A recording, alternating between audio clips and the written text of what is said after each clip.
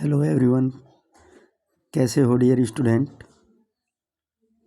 हम आशा करते हैं कि आप बहुत अच्छे होंगे और अपने एग्ज़ाम की तैयारी में लगे हुए होंगे। तो जैसे कि आप देख पा रहे हो, आज का हमारा कक्षा 10 में साइंस का अध्याय है तत्वों का आवर्ती वर्गीकरण। अध्याय 5 तत्वों का आवर्ती वर्गीकरण। तो चलिए देखते हैं तत्वों का आवर्ती वर्गीकरण होता क्या है। देखिए यहाँ पर ये नोट्स पढ़कर आप 95% तक अंक बना सकते हो साइंस में। ये हमारे हस्तलिखित नोट्स हैं जो कि हमने स्वयं अपने हाथों से बनाए हुए हैं। तो चलिए देखिए सबसे पहले क्या कहा गया है तत्वों का आवर्ती वर्गीकरण। अव्यवस्थित को व्यवस्थित करना। यहाँ से आप अभी परिभाषा पर मत जाइए, पहले मैं आपको बता दूं अव्यवस्थित को व्यवस्थित करना होता क्या है। देखिए आपने अपने घरों में देखा होगा कि यदि रसोई घर की वस्तुएं हैं तो वो रसोई घर में ही मिलेगी, और यदि स्टोर रूम का कोई वेस्ट से सामान है तो वो स्टोर रूम में मिलेगा आपके। तो ये होता है हमारी व्यवस्था करना, यानी कि रसोई घर से संबंधित जो सामान है, नमक मिर्च मसाले आटा साग सब्जियां, वो सब आप रसोई घर में रखते हो। क्यों रखते हो? क्योंकि वो सब सामान उससे संबंधित है। इसी प्रकार से ये अव्यवस्थित को व्यवस्थित करना कहलाता है कि हमारे आसपास पदार्थ तत्व मिश्रण और यौगिक के रूप में उपस्थित होते हैं। आज तक 114 तत्वों का पता चल चुका है, और तत्वों के गुण धर्मों के आधार पर, यानी कि जो तत्व जिसके गुण से मिलता है दूसरे तत्व से, उन्हें उसके आधार पर उसके साथ रखना ही व्यवस्थितकरण कहलाता है। चलिए आगे देखते हैं। अब हम देखिए क्या कहे। सर्वप्रथम लेवोसिये ने धातु को व अधातुओं में वर्गीकृत किया, यानी कि कहा कि कुछ अधातु हैं कुछ धातु हैं, इनको अलग अलग करके रखा जाए। धातुओं को धातुओं की श्रेणी में, अधातुओं को अधातुओं की श्रेणी में रखना ही व्यवस्थितकरण है। देखिए इसके बाद क्या है, डाबेराइन का त्रिक नियम। डाबेराइन का त्रिक नियम बहुत इंपॉर्टेंट है, इसको ध्यान से देखेंगे। सन 1817 में जर्मन रसायनज्ञ वुल्फगांग डाबेराइन, इनका पूरा नाम था वुल्फगांग डाबेराइन, जर्मन के रसायनज्ञ थे, ने समान गुण धर्मों वाले तत्वों को समूह में व्यवस्थित करने का प्रयास किया। यानी कि जो तत्व और अन्य तत्व एक दूसरे के जैसे समान गुण रखते हैं, उनको एक समूह में रखने का प्रयास किया उन्होंने कुछ समूहों को 3-3 तत्वों के रूप में चुना तथा उन्हें एक त्रिक कहा गया। यानी कि 3-3 का उन्होंने समूह बनाया कि ये इस समूह के तत्व है, ये इस समूह के तत्व है, ये इस समूह के तत्व है। 3-3 का उन्होंने समूह बना दिया, और इस नियम को डाबेराइन का त्रिक नियम कहा गया। अब देखिए होता क्या था इस नियम के अनुसार। इस नियम के अनुसार मध्य तत्व का परमाणु द्रव्यमान शेष 2 तत्वों के परमाणु द्रव्यमान के औसत मान के बराबर होता था। यानी कि जो बीच वाला तत्व होता था 3 तत्वों में से, उसका जो परमाणु द्रव्यमान होता था, वो जो शेष 2 तत्व बचे उनके परमाणु द्रव्यमान के औसत मान के बराबर होता था। डाबेराइन उस समय तक ज्ञात तत्वों में से केवल 3 त्रिक ही ज्ञात कर सके। यानी कि कितनी त्रिक ज्ञात कर सके? मात्र 3 त्रिक ज्ञात कर सके। इस कारण इनकी त्रिक पद्धति असफल रह गई। तो डाबेराइन का त्रिक नियम क्या था? जिसमें समान गुण वाले तत्वों को उनके समूह में रखा गया और इसमें 3-3 के समूह बनाए गए, और जो बीच वाला मध्य वाला तत्व था उसका परमाणु द्रव्यमान शेष 2 तत्वों के परमाणु द्रव्यमान के औसत के बराबर था। लेकिन यह ट्रिक फेल हो गई। चलिए आगे देखते हैं। अब इसमें कौन कौन से तत्व थे? Lithium sodium potassium. यानी कि एक समूह में तो थे लिथियम सोडियम व पोटेशियम। आप यहाँ से देख सकते हो, देखिए एक समूह में दिखाया है लिथियम सोडियम पोटेशियम, और दूसरे में दिखाया है कैल्शियम सेरियम बेरियम, और तीसरे में दिखाया है क्लोरीन ब्रोमीन आयोडीन। इस प्रकार से इन्होंने 3 समूह बनाए। चलिए अब देखते हैं महत्वपूर्ण तथ्य। जोहान वुल्फगांग डाबेराइन ने ही सबसे पहले प्लेटिनम के उत्प्रेरक के रूप में पहचाना। यह महत्वपूर्ण तथ्य क्यों है?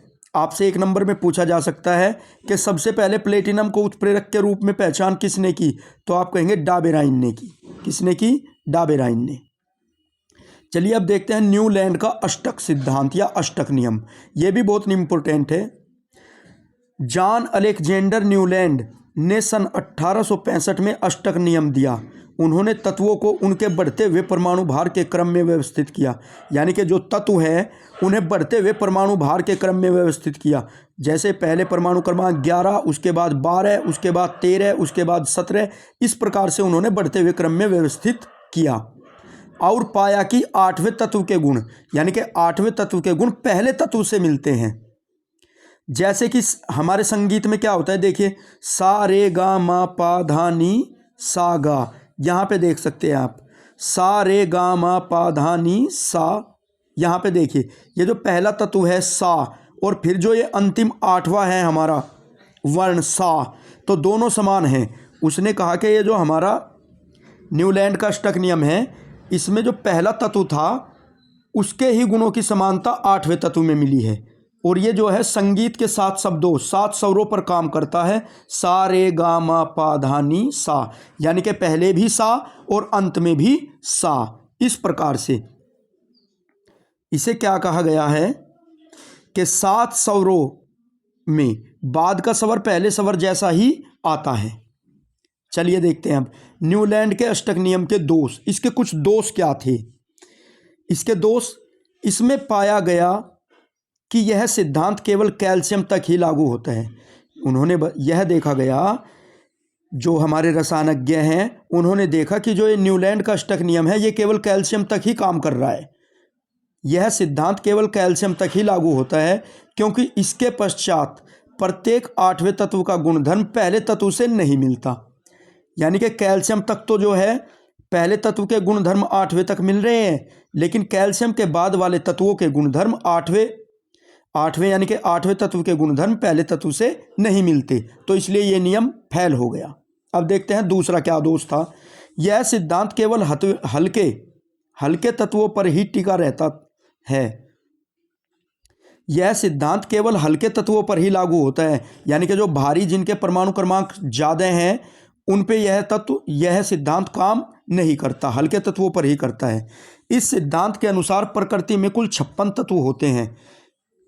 यानी कि जो ये न्यूलैंड का अष्टक नियम है, इस सिद्धांत के अनुसार प्रकृति में मात्र 56 तत्व ही होते हैं एवं भविष्य में कोई भी नया तत्व नहीं मिलेगा। ऐसा भी न्यूलैंड ने कहा कि भविष्य में कोई भी नया तत्व नहीं मिलेगा।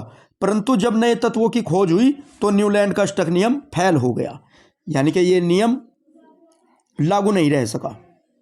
अब देखते हैं मेंडलीफ की आवर्त सारणी। मेंडलीफ की आवर्त सारणी में क्या कहता है? तत्वों के वर्गीकरण का मुख्य श्रेय दमेत्री इवानोविच, जो इनका पूरा नाम है, तत्वों के वर्गीकरण का मुख्य श्रेय दमित्री इवानोविच मेंडलीफ को जाता है। उन्होंने अपनी सारणी में तत्वों को उनके मूल गुणधर्म, परमाणु द्रव्यमान तथा रासायनिक गुणधर्मों में समानता के आधार पर व्यवस्थित किया। देखिए आप पर प्रश्न बनेगा कि मेंडलीफ की आवर्त सारणी किस सिद्धांत पर आधारित है, तो आप कहेंगे मेंडलीफ की आवर्त सारणी तत्वों के मूल गुणधर्म, द्रव्यमान। ये वाली लाइन आपको यहाँ से देखिए कि मेंडलीफ की आवर्त सारणी तत्वों के मूल गुणधर्म, परमाणु द्रव्यमान, रासायनिक गुणधर्मों में समानता के आधार पर व्यवस्थित की गई है या आधारित है। अब देखिए तत्वों के गुणधर्म उनके परमाणु द्रव्यमान के आवर्ती फलन होते हैं। मेंडलीफ की मूल आवर्त सारणी, इस सारणी के मुख्य 2 भाग हैं। कितने भाग हैं? 2 भाग। एक तो आवर्त जिसमें है क्षैतिज पंक्तियां, और एक है हमारा वर्ग ऊर्ध्वाधर स्तंभ, यानी कि जो सीधे खड़े हुए स्तंभ है, ऊर्ध्वाधर स्तंभ और क्षैतिज पंक्तियां। इस प्रकार से मेंडलीफ की आवर्त सारणी आधारित है 2 भागों पर। देखिए आवर्त में क्या होता है। मेंडलीफ की आवर्त सारणी में 7 क्षैतिज पंक्तियां उपस्थित है, जिन्हें आवर्त कहते हैं। पहली पंक्ति या आवर्त में केवल 2 तत्व, हाइड्रोजन और हीलियम, इसे लघुत्तम आवर्त कहते हैं। यानी कि पहली आवर्ती में कौन कौन है? हाइड्रोजन है और हीलियम है, और जिसे क्या कहते हैं? लघुत्तम आवर्त कहते हैं। दूसरे व तीसरे आवर्त में 8 तत्व हैं और प्रत्येक को लघु आवर्त कहते हैं। यानी कि पहले आवर्त को तो लघुत्तम आवर्त जिसमें 2 ही तत्व है, हाइड्रोजन और हीलियम, और दूसरे व तीसरे आवर्त में 8 तत्व है जिसे लघु आवर्त कहते हैं। चौथे व पांचवें आवर्त में 18 तत्व होते हैं और प्रत्येक को दीर्घ आवर्त कहते हैं। चौथे और पांचवें वर्त को क्या कहते हैं? दीर्घ आवर्त। और इसमें कितने तत्व हैं? 18 तत्व हैं। छठे आवर्त में 32 तत्व हैं, इसे दीर्घतम आवर्त कहते हैं। यानी कि छठे में सबसे ज़्यादा तत्व हैं, कितने? 32। देखिए, सबसे पहले में 2, दूसरे में 8, दूसरे तीसरे में, और चौथे पांचवें में 18, छठे में 32, और इसे क्या कहते हैं? दीर्घतम आवर्त। सातवां आवर्त अपूर्ण है, यानी कि यह पूरा नहीं है, इसमें कुल 19 तत्व आते हैं। सातवां तत्व जो है हमारा अधूरा है आवर्त, इसमें कुल ही 19 तत्व हैं। देखिए नोट में क्या कहा गया है कि दूसरे आवर्त के तत्व लिथियम से फ्लोरीन तक, तीसरे आवर्त के तत्व सोडियम से क्लोरीन तक प्रतिनिधि अथवा प्रारूपी तत्व कहलाते हैं। यानी कि जो दूसरे आवर्त के तत्व है लिथियम से तो फ्लोरीन तक, और तीसरे आवर्त के तत्व सोडियम से क्लोरीन तक के तत्व प्रतिनिधि अथवा प्रारूपी तत्व कहलाते हैं। अब देखिए वर्ग में क्या होता है। ये तो हुई आवर्त की बात मेंडलीव के। अब देखते हैं वर्ग। मेंडलीव की आवर्त सारणी में 9 वर्ग हैं। इन्हें क्रमशः रोमन संख्या, जो ये रोमन संख्या के 9 तक के अंक है, इससे दर्शाया गया है। एव शून्य द्वारा दर्शाते हैं, यानी कि 1 से लेके 8 तक, और 9वां जो है वो है हमारा शून्य। और 1 से लेके 7 तक के प्रत्येक वर्ग को 2 उपवर्गों ए व बी में विभाजित किया गया है। यानी कि 1 से लेके 7 तक के जो वर्ग हैं उनको किस में विभाजित कर दिया है? 2 उपवर्ग। ठीक है, कौन कौन से? ए व बी। 8वें वर्ग में कुल 9 तत्व हैं 3-3 के समूह में। शून्य वर्ग में अक्रिय गैसों को रखा गया है, यानी कि जो किसी से क्रिया नहीं करती, जैसे हीलियम गैस है हो गई हमारी, यानी कि गैसें रखी गई हैं अक्रिय। नाइट्रोजन गैस हो गई, इस प्रकार से। चलिए देखते हैं मेंडलीव की आवर्त सारणी की उपयोगिता। इसकी उपयोगिता क्या है? तत्वों का व्यवस्थित अध्ययन, यानी कि तत्वों के व्यवस्थित अध्ययन को इसने सरल बना दिया है। देखिए क्या कहा है। मेंडलीव ने प्रथम बार, यानी कि पहली बार तत्वों को आवर्तों व वर्गों में व्यवस्थित किया।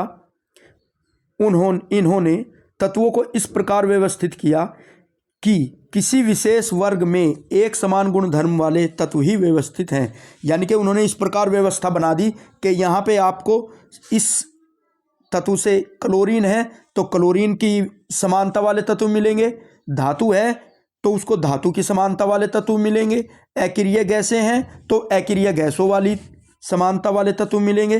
तो इससे क्या हुआ? तत्वों का अध्ययन सुव्यवस्थित हो गया, व्यवस्थित हो गया। अब आता है दूसरा, तत्वों के गुणों का अध्ययन।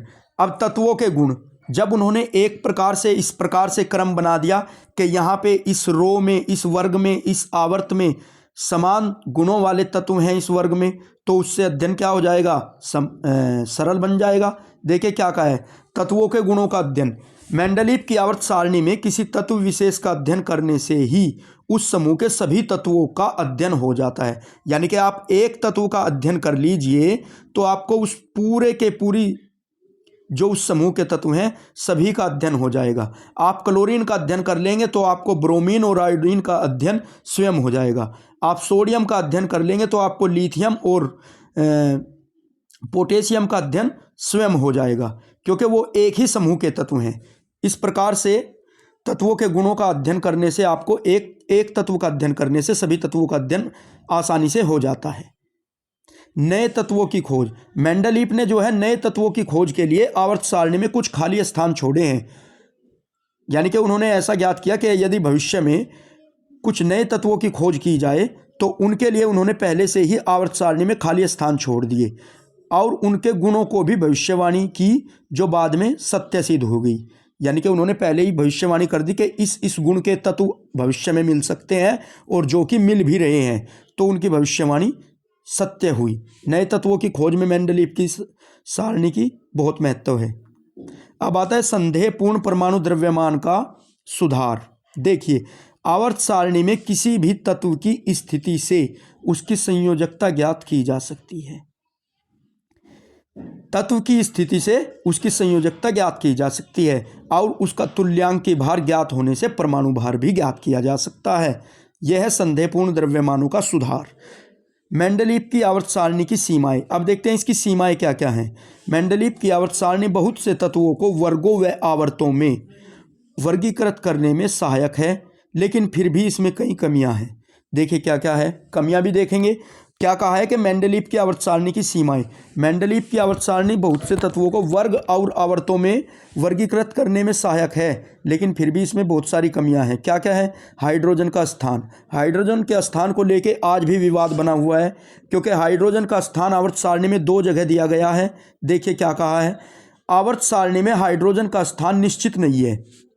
इसे पहले वर्ग में ए में अक्षार धातुओं के साथ भी रखा गया है और 7वें वर्ग के ए समूह में उपस्थित हैलोजन के साथ भी रखा गया है।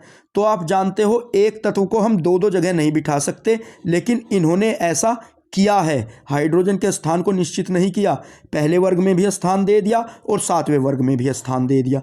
तो एक तो ये कमी हो गई। दूसरी कमी क्या है? दुर्लभ मर्दा तथा ट्रांस यूरेनिक तत्वों का स्थान। दुर्लभ मर्दा तत्वों के रासायनिक गुणों में समानताएं, परंतु उनके परमाणु भार भिन्न हैं। देखिए उनके गुणों में तो समानता है, लेकिन उनके भार अलग अलग है। फिर भी इन 14 तत्वों को तीसरे उपसमूह बी यानी कि छठे आवर्त में एक साथ रखा गया है, जो कि उचित नहीं है। यानी कि गुणों में समानता है लेकिन परमाणु भार उनके समान नहीं है, तो ये उनका दोष हो गया सारणी का, और फिर भी उन्हें एक ही स्थान पर एक ही साथ रख दिया गया। चलिए अब देखते हैं अकीरिया गैसों का स्थान। अकीरिया गैसों का उचित स्थान मेंडलीव की आवर्त सारणी में नहीं है।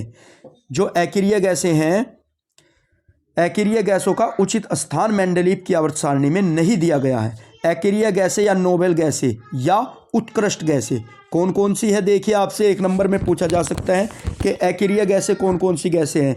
हीलियम, नियान, आर्गन और जियान, ये हमारी होती हैं अकीरिया गैसें, यानी कि जो वातावरण की गैसों से क्या संयोग नहीं करती, उनसे नहीं मिलती, क्रिया नहीं करती।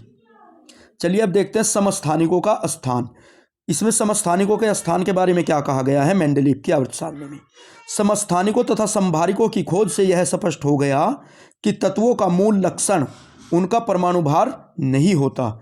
यानी कि उन्होंने क्या कहा, जब इसकी खोज हो गई समस्थानिकों व संभारिकों की, कि तत्वों का जो मूल लक्षण है उनका परमाणु भार नहीं होता। समस्थानिकों के परमाणु भार भिन्न भिन्न होते हैं और संभारिकों के परमाणु भार समान। तो देखिए यहाँ से आपको समस्थानिक और संभारिक भी मालूम हो गया क्या होते हैं। समस्थानिक तो वे होते हैं कि जिनके परमाणु भार भिन्न होते हैं, और संभारिक जिनके परमाणु भार समान होते हैं। देखिए यहाँ से ही पता लग रहा है संभारिक, संभारिक मतलब जिसका परमाणु भार समान, तो वो संभारिक, और समस्थानिक जिसका परमाणु भार अलग होगा, स्थान एक ही होगा, वो होगा समस्थानिक। तो क्या कहा है, अतः मेंडलीव की मूल आवर्त सारणी में समस्थानिकों का स्थान निश्चित नहीं है। चलिए आगे देखते हैं क्या कहा है। आधुनिक आवर्त सारणी। सन 1913 में हेनरी मोजले ने बताया कि तत्व के परमाणु द्रव्यमान की अपेक्षा उसकी परमाणु संख्या ज़्यादा महत्वपूर्ण है। यानी कि जो तत्वों का परमाणु द्रव्यमान है उसकी अपेक्षा जो है परमाणुओं की द्रव्यमान संख्या ज़्यादा महत्वपूर्ण होती है। हेनरी मोजले ने बताया है ये। तो हेनरी मोजले ने क्या बताया है कि तत्वों का जो द्रव्यमान है उसकी अपेक्षा उनका परमाणु संख्या ज़्यादा महत्वपूर्ण है। तत्वों के भौतिक और रासायनिक गुण धर्म उनके परमाणु संख्या के आवर्ती फलन होते हैं। तत्वों के भौतिक और रासायनिक गुणधर्म उनकी परमाणु संख्या के आवर्ती फलन होते हैं। आधुनिक आवर्त सारणी में 18 वर्ग और 7 आवर्त हैं। इन्होंने कितने वर्ग बनाए? 18 वर्ग बनाए और 7 आवर्त बनाए। और कहा है, देखिए क्या कहा है, कि किसी कोष में इलेक्ट्रॉनों की अधिकतम संख्या 2 की पावर n²।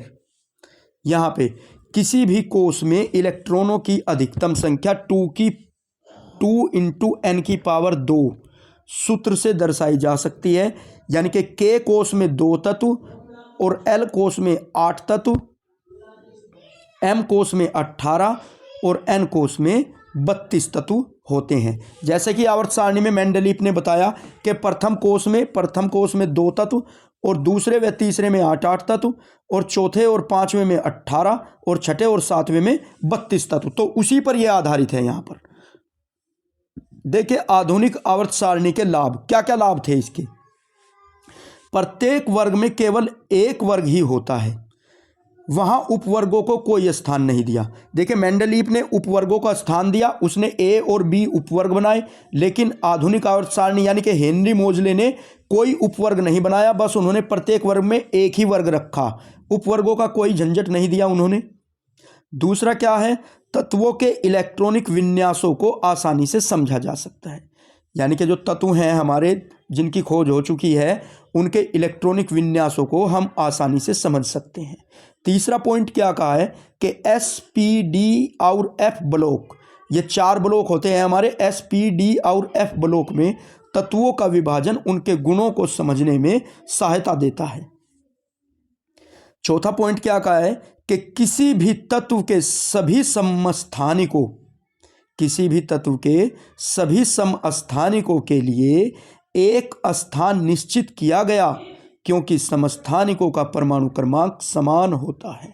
समस्थानिकों का परमाणु क्रमांक क्या होता है, समान होता है, किंतु उनके भार भिन्न भिन्न होते हैं। तो चलिए अब देखते हैं आधुनिक आवर्त सारणी की कमियां, यानी कि इसमें भी क्या कमियां हैं। अब इसमें भी कमियां हैं। सबसे पहले तो देखिए कौन सी कमी है, वही हाइड्रोजन का स्थान को लेकर।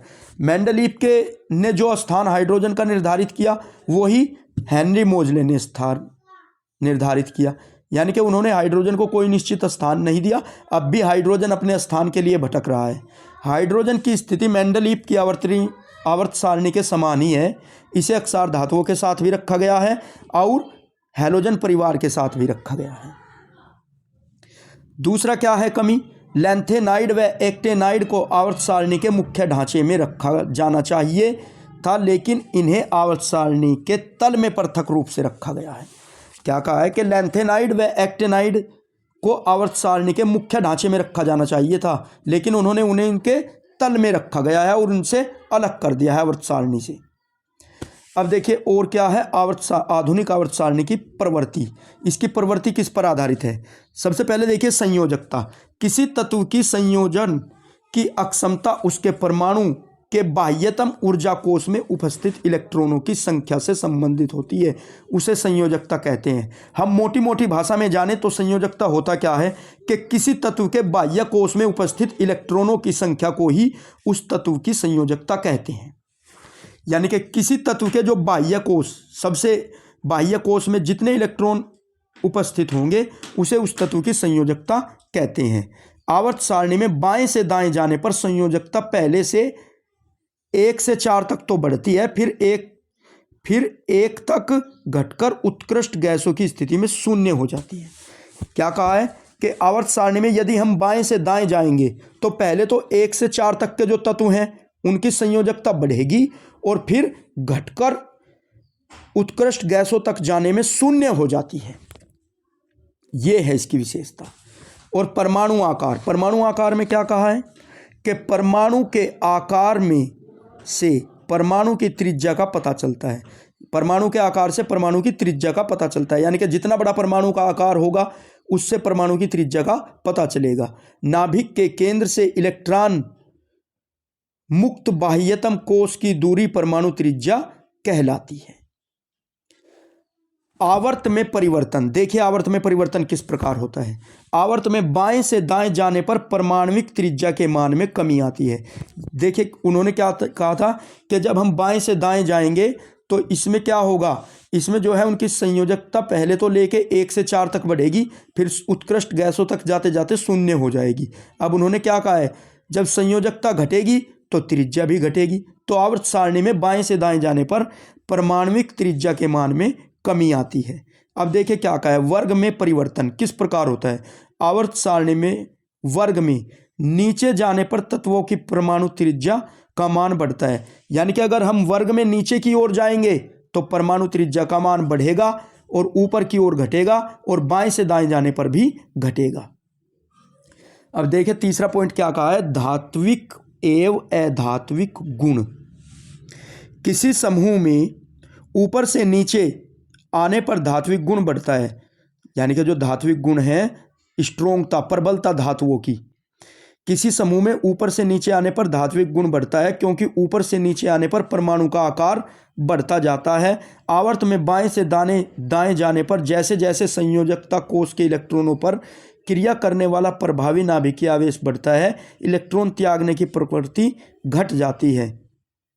एक नोट क्या कहा है कि आधुनिक आवर्त सारणी में एक टेढ़ी मेढ़ी रेखा धातुओं को अधातुओं से अलग करती है। आधुनिक आवर्त सारणी में एक टेढ़ी मेढ़ी रेखा खींची गई है जो कि धातुओं को अधातुओं से अलग कर देती है। इस रेखा पर आने वाले तत्व, कौन कौन से तत्व आते हैं इस रेखा पर? Boron, silicon, germanium, arsenic, tellurium, polonium धातुओं एवं अधातुओं दोनों के गुणों को समान प्रदर्शित करते हैं। इस कारण इन्हें उपधातु कहते हैं या अर्धधातु। क्या होती है उपधातु या अर्धधातु? जो तत्व धातुओं के गुण भी रखता हो और अधातुओं के गुण भी रखता हो उसे उपधातु कहते हैं। और ये कौन सी लाइन पर है? एक टेढ़ी मेढ़ी लाइन पर है। और ये कौन कौन से तत्व हैं जो धातुओं के गुण भी रखते हैं और अधातुओं के भी? बोरान है, सिलिकॉन है, जर्मेनियम और ओर्सेनियम और टेलुरिनियम, पोलेनियम आदि। इस प्रकार से ये आपका अध्याय हमने यहाँ पर कंप्लीट किया है। हमने आपको बताया क्या क्या? सबसे पहले अव्यवस्थीकरण को व्यवस्थित करना, यानी कि समान गुण वाले तत्वों को एक साथ रखना ही व्यवस्थितकरण होता है। और 114 तत्वों की खोज हो चुकी है। और हमने फिर आपको बताया डाबे-राइन का त्रिक नियम। डाबे-राइन के त्रिक नियम में क्या है? इन्हें 3-3 के समूहों में रखा गया है और यह त्रिक नियम 3 ही तत्वों तक लागू हुआ, यानी कि किस किस पर? सोडियम और आपकी क्लोरीन गैस तक। उसके बाद आया न्यूलैंड का अष्टक नियम। न्यूलैंड का अष्टक नियम किस नियम पर काम करता है? कि इसमें जो है पहले तत्व के गुण 8वें तत्व से मिलते हैं, जो कि संगीत के सा रे गा मा पा धा नी सा, यानी कि पहला संगीत का वर्ण सा 8वें वर्ण सा से ही मैच कर रहा है, तो इस पर काम करता है। उसके बाद हमने आपको बताया मेंडलीफ की आवर्त सारणी। मेंडलीफ की आवर्त सारणी में क्या है? मेंडलीफ की आवर्त सारणी को वर्ग व स्तंभों, यानी कि क्षैतिज पंक्तियाँ और ऊर्ध्वाधर स्तंभ उसमें बांटा गया है, जिसमें हाइड्रोजन का स्थान सुनिश्चित नहीं है। इस प्रकार से फिर हमने देखे मेंडलीफ की आवर्त सारणी के गुण और मेंडलीफ की आवर्त सारणी के दोष। उसके बाद हमने पढ़ा आधुनिक आवर्त सारणी, यानी कि हेनरी मोजले की आवर्त सारणी, जो कि 1913 में दी उन्होंने। उसमें आधुनिक आवर्त सारणी में क्या है और किस प्रकार से तत्वों को रखा गया है, कितने स्तंभ है, उपवर्ग हटा दिए गए हैं और आपका क्या किया है, हमने उसके गुण पढ़े, उसकी कमियां पढ़ी। फिर हमने बताया कि उपधातु क्या होता है। उपधातु क्या होता है? कि जो तत्व धातुओं के गुण रखता हो और अधातुओं के गुण रखता हो उसे उपधातु कहते हैं। वे कौन कौन से तत्व हैं? बोरान, सिलिकॉन, जर्मेनियम, आर्सेनिक और टेलुरिनियम, पोलेनियम आदि। इस प्रकार से तो आपको हम उम्मीद करते हैं ये वीडियो बहुत पसंद आया होगा। और आप यदि इतना ही करेंगे, देखिए बहुत जल्दी से हमने आपको ये पूरा का पूरा तत्वों का आवर्ती वर्गीकरण कंप्लीट कराया है। आप इसका 2 से 3 बार अध्ययन करें और एग्जाम में ईश्वर की कृपा से आपको 95% अंक जरूर प्राप्त होंगे। धन्यवाद।